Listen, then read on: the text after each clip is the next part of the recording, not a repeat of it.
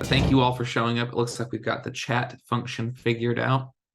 In interest of time, we're going to jump right into it because today we're talking about time management. Thank you all for joining. We're going to kind of talk about three phases in this seminar today. There's going to be time philosophically about time management. There's going to be talking about calendars specifically, and then we're going to talk about some really practical implications of things that I've learned in the last 10 years of owning my own business about how to maximize my time. So let's start philosophically. When we think about time management, we want to think about kind of the why on some of those things, like why do we want to manage our time? Why is that important? But the first philosophical thing that I want to talk about is, and this may be a surprise to you, is rest. And so I'm a big believer in rest. And our goal should not be just to maximize the time that we have to work, but working effectively within that time. And so what does that mean? Like, it's not just like, can I have more hours to get stuff done, but can I be more effective in those hours that I do have? And I'm a big believer that if you are taking breaks and having rest, you're going to be more effective during the remaining hours that you're working. And so I wanted to anchor our conversation in that because I think it's something that a lot of people overlook when they're thinking about time management. A couple other things about rest. One of my favorite authors and a podcaster I really enjoy is Blair Enns. He's the author of Win Without Pitching, the Win Without Pitching Manifesto. And he said, time off for the entrepreneur is not a reward for hard work. It's a recharge time required for creativity and energy needed to do your job. Prioritize it ahead of everything else. Now, that may not work for everybody. There could be you could be under a deadline or something. There could be other issues there. But in general, I find that I'm more ready to work Monday morning if I've taken Sunday off. I'm more ready to work every morning if I had the evening off with my family. And ready to work means I have the energy to do it, I have the focus to do it, and I'm not getting close to being burnt out. So rest gives us the energy to work, and we work better with rest. And rest gives additional meaning to work because I love my work, and many of you probably do as well. But what are things that add meaning to that work? And things that give us meaning to that are things that happen outside of work. So rest, doing things that we enjoy, like audiobooks or gaming, like Michael mentioned in the chat, is that it helps add value to what you're doing in your work and helps you stay motivated. And so finding time off, and there's some biblical basis for this, but I'm also a big believer in just one full day off a week. And for me, that's Sunday. Very rarely will you find me doing anything Adelsberger marketing related on a Sunday. Occasionally I have customers who are churches, and so that kind of prevents that. But having a day off that I avoid doing any work allows me to disengage, and I feel ready for Monday morning when it comes because I've had a chance to recharge my batteries. Days that doesn't happen, Sundays that I don't get off, or I may be too busy with other things, I can feel that really heavily the next morning. And then I think a similar principle applies through your day for your normal work day. Going nonstop will have diminishing returns at some point. And so whether that be checking out for lunch or having a networking lunch that maybe is a little bit less of an effort or less stressful for you, or using a Pomodoro method to take small breaks throughout the day, which is something I'm a big believer in, gives you a couple opportunities to get rest throughout the day, which will help you to do more work in the long run and better work in the long run. The next part of the philosophical component is why are you managing your time? So this is I'm a big believer in like introspective and thinking about why we do things and how we feel about certain things. And so why are you managing your time? And it can help motivate you to make the changes that you need to make. So a couple of reasons that you might be thinking about why to manage your time. Maybe you have too much work to do. There's too many demands facing at you. Maybe you have big projects to work on, so you need times of dedicated focus to ship a product or finish a writing assignment or whatever it may be, and you need to find more time for that. Maybe you're struggling with work-life balance and you want to be there more for your kids and your family or your friends. And so maybe managing time, that's maybe your motivator. And maybe you're trying to build a different future for you and your family. So maybe you're working before or after work or at lunch breaks to achieve a goal beyond your normal work. And so when we think about why we're managing our time, it's kind of an anchor that we can go back to say, I'm making changes in how I'm doing this, or I'm cutting out distractions when I'm doing this so that I can accomplish these things that are important to me. The next component is a classic time management question is what's important versus what's urgent. Now, one thing I want to start with is like, who defines that for you? Some people, like myself, I get to largely define that for myself because I'm an entrepreneur and I don't have anybody telling me, what to work on and when. But for example, people on my team, I help define what's urgent and what's important for them. And so how do we separate that out? Well, urgent is kind of like it's on fire and it's in your front lawn and you need to take care of it before it burns the house down. A decent portion of my day is dealing with urgent things. Important is generally something more important in the long term. In the business world, I compare this to working on a business instead of working in the business. And so like for me, working on the business is the kind of things that help deliver long-term value. So in building a network and building connections and helping promote the business or working on the business. This webinar for me is working on the business. And I've dedicated Mondays to almost exclusively working on our business. So our staff meetings are on Monday. My one-on-ones with my team are on Monday. I wrote most of this webinar on a Monday because that's time I've set aside to just work on the business. The rest of the week, I could be working in the business. That could be writing copy for a website or running a strategy session or writing a strategy report. And so what the big component there is, if you're not making time for the important and you're only working on the urgent, you're limiting your long-term potential. And that maybe look different based on what your role is. You might have a role that's just saying you need to work on what's urgent. But ideally, and I think in a good workplace, everybody gets an opportunity to work on important things so that over the course of time, they can all improve. And then also, just a little like soapbox. I'm really tired of people who say they're too busy for stuff. I'm as busy as most human beings, if not more so.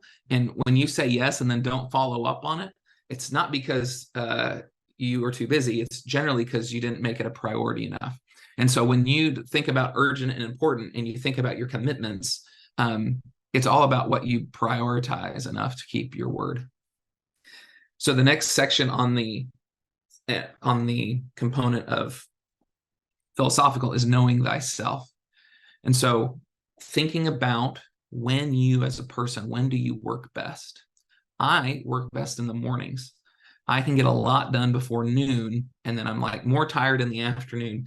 And so I try to shift meetings to the afternoon so that I can get better work done in the morning for myself and for our business and for our clients. So when do you work best? You might be a late night person and an afternoon person.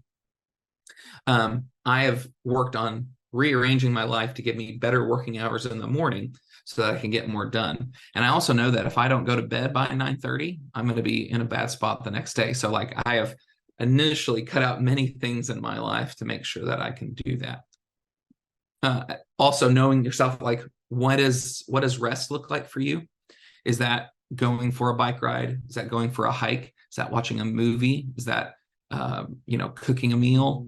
What does rest look like for you? And can you figure out what that is and the most restful things you can do, then work that into your schedule? Another thing about knowing thyself is like, what are distractions for you? Now we'll talk more about distractions in a moment, but the question is, what are things that are preventing you from optimizing your time? And there's a lot of them in this current culture.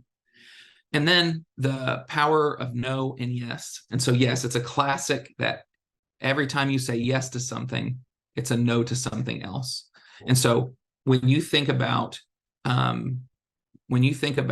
what you are doing and you're saying yes to everything, you're going to end up saying no to other things because you are capitalizing on the time that you have. You only have so much time. So That's a classic thing, but a lot of people need some instruction in that. And then finally, when do you need a break? Burnout is a real thing. I've dealt with burnout before, and I work a lot. And so can you do maintenance on yourself to help the burnout be delayed? Or can you examine what is causing that burnout? A lot of times for me, it usually goes back to I've overdid it. I've had too many things required of me that I'm trying to accomplish. And or I've gone too long without breaks and I've pushed too hard. And so trying to examine those opportunities to say how does that work out for myself? So it's hard to give you a blanket statement on all of those things because it's going to change a little bit for each person. The next thing is we want to know the difference between proactive and reactive on your scheduling and on your time management. Throughout the course of the day, regardless of who you are or what your job is, your schedule is likely to be torn to shreds before too long. And so at that point, you become reactive to what's happening around you instead of proactive. And my goal each day is to push back that event horizon as far as possible. How can I get as much time where I'm in charge of the schedule, where I'm being proactive and working ahead of things before people start getting a hold of me and changing my priority list? And so I start early in the day. I get up, I have a ridiculous schedule. I don't recommend it for many people. But when you think about how to start, the earlier you start, the less likely people are going to be bothering you. And things like turning your email notifications off and making sure that you block time off on your schedule to get things done. And then I also encourage you to build buffers into your time management zones so that if something does start to go wrong, you can have time to get back on schedule. And there's like when I used to work in a real physical building in a company, I was usually the first one in the building. And there's just, besides feeling like you're cooler than everybody else, you also have an opportunity to be proactive on your day and be ahead of everybody else. And then the communication around that can be really helpful as well, as long as you work together with your people.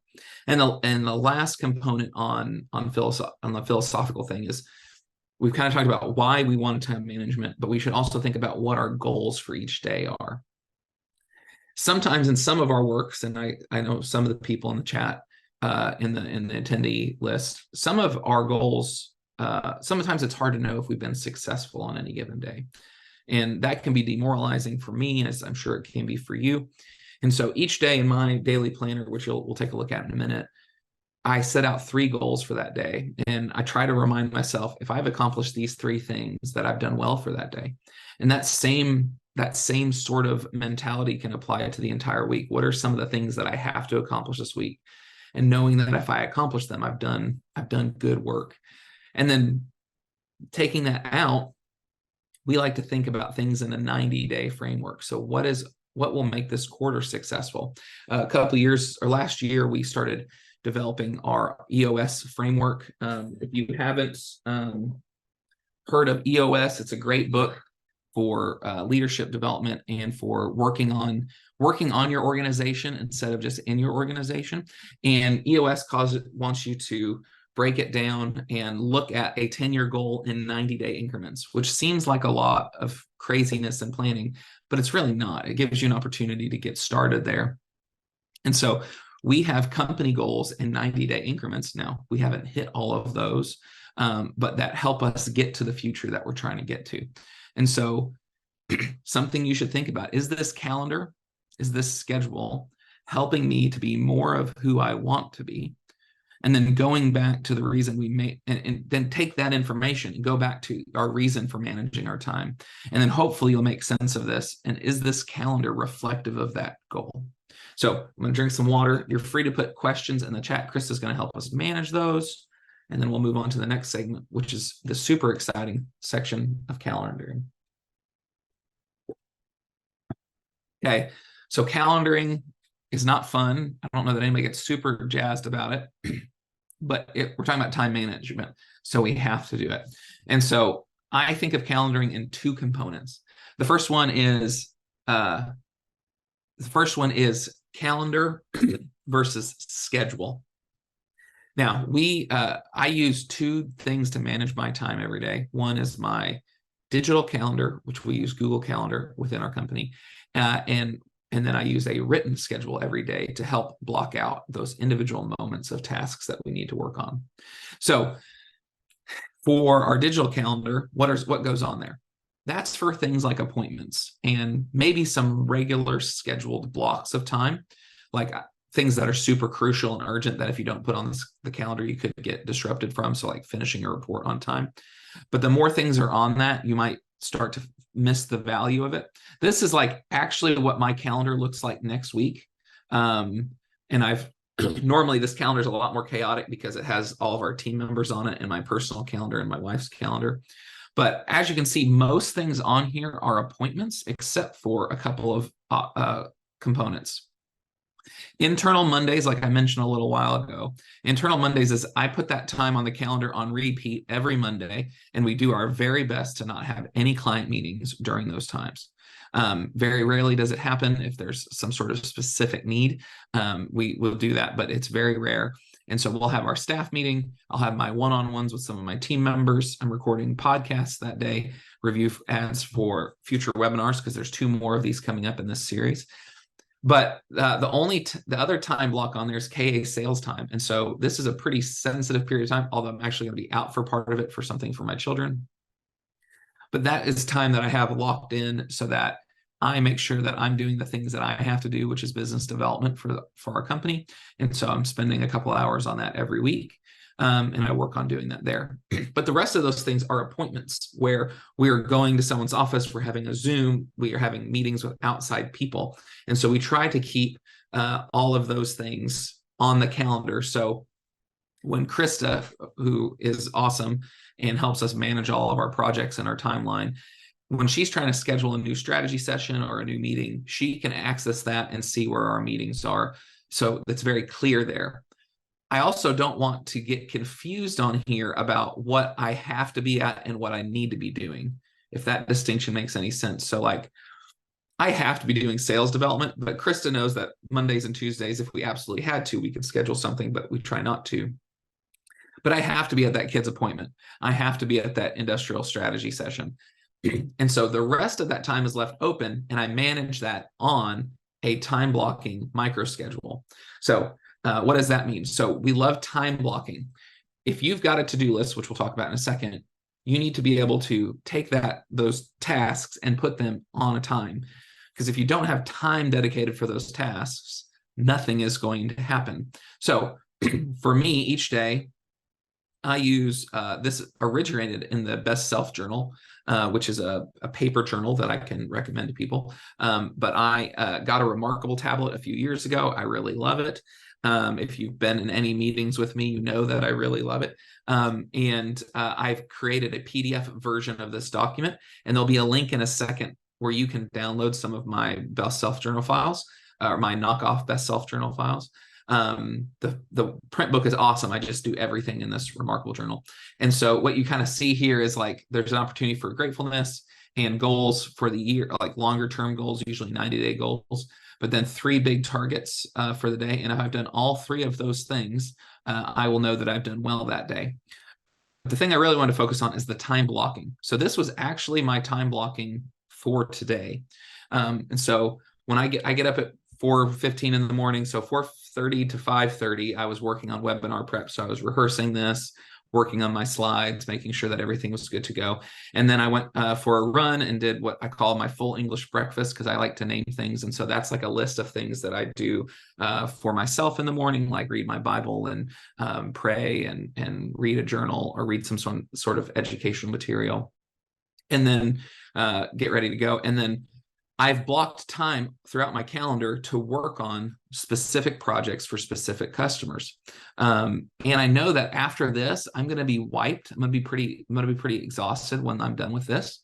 And so I blocked in time to go for a walk and get a little bit of rest in before I dive back into work for specific customers. Sometimes I get more detailed than this. Like I would say exactly what it is I'm doing for ATA, but I didn't want to put that on there because I was sharing this today. And then I use this next to the annual celebration. I had a note about DNS because we have some websites going live this week. And so I needed to just make a moment to go check in on those. And so if you don't have something booked, if you don't have time for it booked, are you going to be able to do it? Well, likely not. And so my encouragement would be to make sure that you are time blocking. When I switched to this type of time management, it allowed me to really structure things in a better manner. The other thing this allows you to do is to book time in your day for long-term, strategic, important tasks above some of the urgent tasks. And the earlier in the day, the better that's going to be, because you're still being proactive to your schedule instead of reactive to your schedule. And then one note here at the bottom, I always have time at the end of the day for email and planning. And we'll talk more about this in a second, but I'm a big believer in planning the next day ahead of time. And so I always book time at the end of the day to try to do that. This is a QR code that will take you to copies of some of the files I use on my Remarkable. They're PDF. And so it could be something that you could use and print off or look at as an example. So feel free to take a look at those. Now, the other thing about calendaring is that I also believe in work-life balance and calendaring. So when you are working, you can book when you're not working. There was a time in my life where we were crazy enough that I would book time for each of my kids on a regular basis so I could spend one-on-one time with them because of just how crazy everything else was. Some people think that's weird or disrespectful because you're like, do you really have to book time for your kids? Well, yeah, you book time for things that are important to you. And so I make time for my family, and I make sure that that's part of my daily schedule and my calendar. If I slide back here, you can't see, oh, here. So after 5, this is booked for family, right? So we've got something we're doing tonight as a family. I didn't want to put that on there, but like I will book things for family on my calendar so that I make sure that I'm taking time for them. So time management also applies to your private life as much as it applies to your work life. And it's because you have a lot of meaningful things in your private life, and you want to make them a priority as well. So we're going to head into the last section here, the practical Q&A in the chat. I see one chat question came in. Michael, I'm not super sure how Agile works exactly. I'm familiar with the process a little bit. EOS is it's not as changing. It's like setting goals every 90 days and then reporting on it. It's a kind of an accountability structure is probably a better phrase for it. So Traction is the name of the book. I'd highly recommend it. While I drink some water, just a couple of promo pieces here. We've got a podcast that you might enjoy called the Content Machine Podcast. They're a lot shorter than what I'm doing today. They're usually 10 to 15 minutes. If you would like to sign up for free marketing advice from me, the Co has office hours, and they have a bunch of local experts who do different types of expertise that you can join and ask them questions for free. So every month, I'm usually the second Tuesday, I think I am. But you can go to attheco.com to find that and sign up for those. And then also my company does marketing. So if you are interested in maybe some marketing strategy or a new website or videography or branding or something like that nature, we'd love to talk to you about that. Remember to put questions in the chat, and there'll be a little bit of time for Q&A, and we're in the last leg of this here. So the last leg of this stool is the practical elements of time management. And one of the big things is task management. And so to manage your time, you have to know what you have to do. Now, some people's lives may be a little bit more complicated than that, but a lot of times you can get really close on knowing what you have to do. So taking time to plan out all the tasks for a project and putting those on a calendar somewhere is a key component to having successful time management. And I suggest you have a tool for doing that. SmartTask is what we use. I don't know that I'd recommend it, but like Asana or Monday.com or don't forget the Milk, I think it's what it's called. But you can also just use the Notes app in your phone to create a checklist. And so, Now that doesn't do reoccurring tasks, but like a lot of those tools can have weekly, daily or weekly or monthly or quarterly or yearly reoccurring tasks, which can be really helpful for things like, oh, don't forget to pay the taxes, or hey, it's the first week of October. Have we started our internship recruitment process? And then remembering that a year from now. And having those tools and having those tasks laid out helps you to keep on top of what you need to be doing and allows you to build a schedule around those things. And so I spend a lot of time in my task manager where I'm saying, okay, I'm going to be able to get these things done today. I'm going to have to move everything else to the next day, or I've got to reprioritize this and say, okay, these got to move, or I'm going to have to skip lunch today and I'm going to have to work on these things. And so make lots of notes, reschedule them as needed, but keep in mind of hard deadlines. But if you don't have some sort of task management software, you are going to be in trouble. The second thing is plan the night before. A good morning starts the night before. And if you want to have a good day, you got to have a good morning. And if a good morning, you have to really start the night before. And so like my successful Thursday started last night at about 8:30. I know that sounds a little weird, but like if I watch TV too late, if I stay on my phone too late, if I have caffeine or sugar too late, it's going to affect my sleep.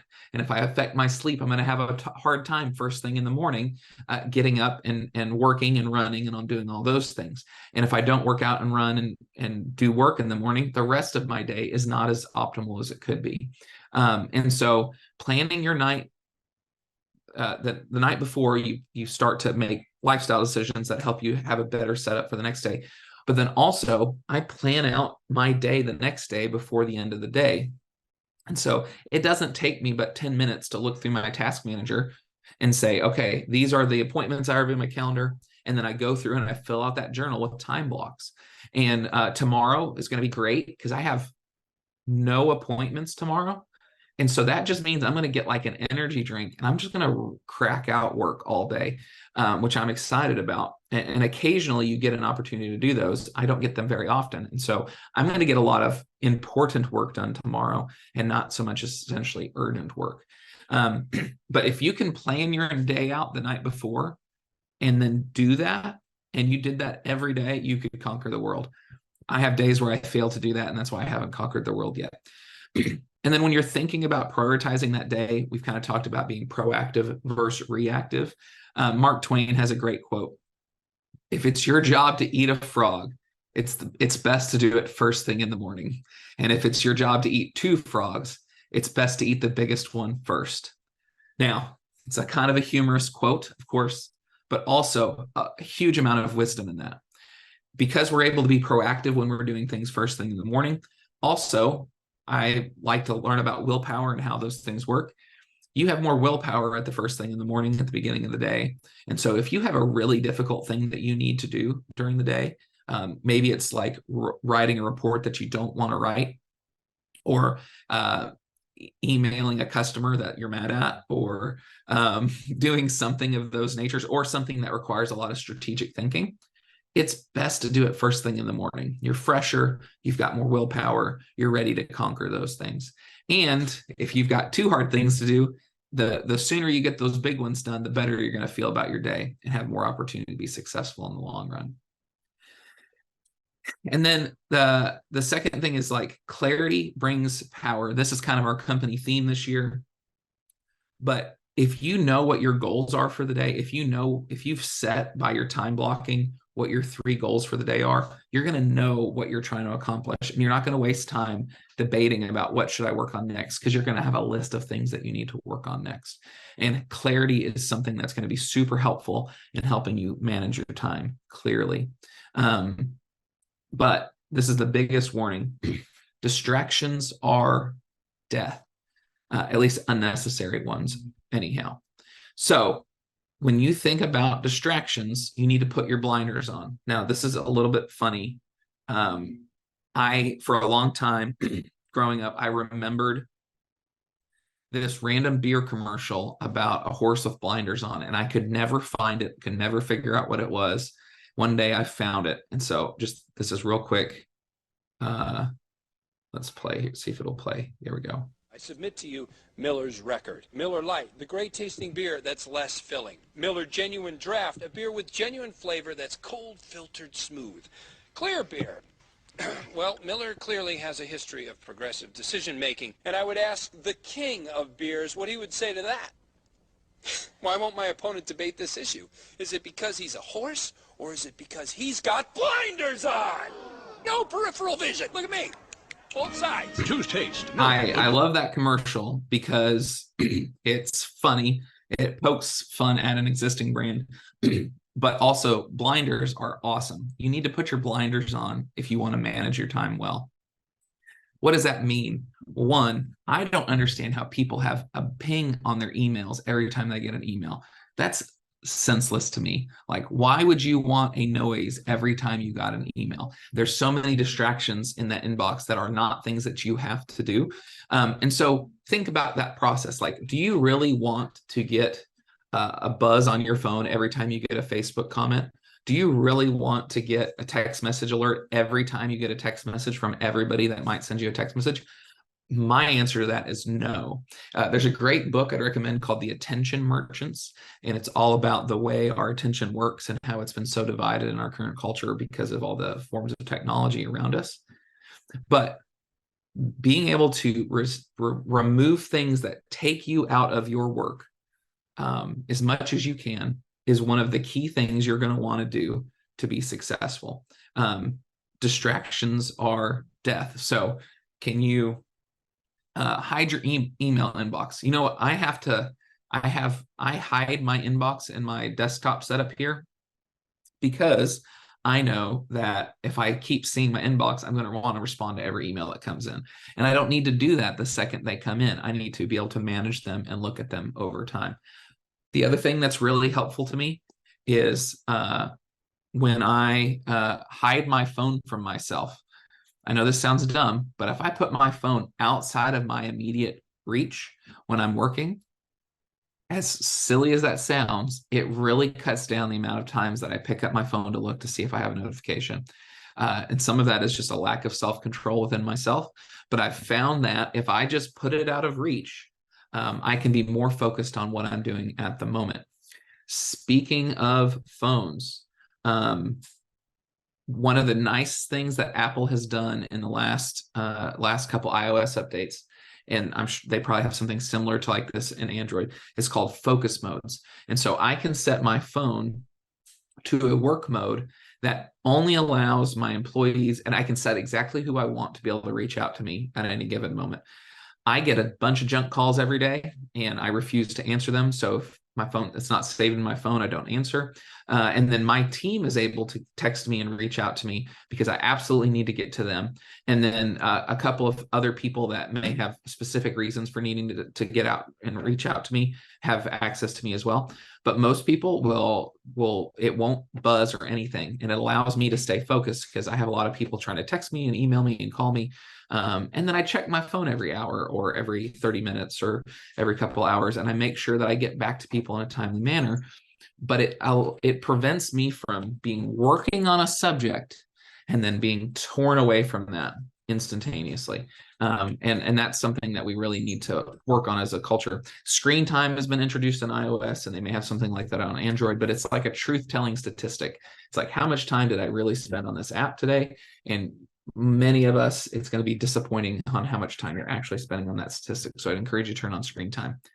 On my computer, there is a great plugin that works with the Pomodoro method called Strict Workflow, and it allows you to block out websites that are distracting to you during your on working cycles. And so things like that you need to go back to knowing thyself. What are your individual triggers that prevent you from being effective time management wise? And it's not just like, oh, I really like this, or it could be a good thing, right? Like there could be nice things about texting your friends in the middle of the day, but if it's preventing you from getting your work done, they can wait a little bit. Because we have other reasons that we want to get our work done, right? Maybe we want to be able to get done so we can go home to our families, or we're working on a better future for ourselves. That's why anchoring it in that why is so important. And then finally, I like paper and digital. And so our time blocking is done on my Remarkable tablet, as I mentioned earlier. And then I use the digital calendar for shared activities and appointments. And using both of those and keeping those both up to date is one of the things that I think is super important and gives you a chance to be successful in the long run. So that is the webinar on time management. If you have additional questions, now would be a great time to ask those. If you don't, we have 2 more webinars coming up in November and December.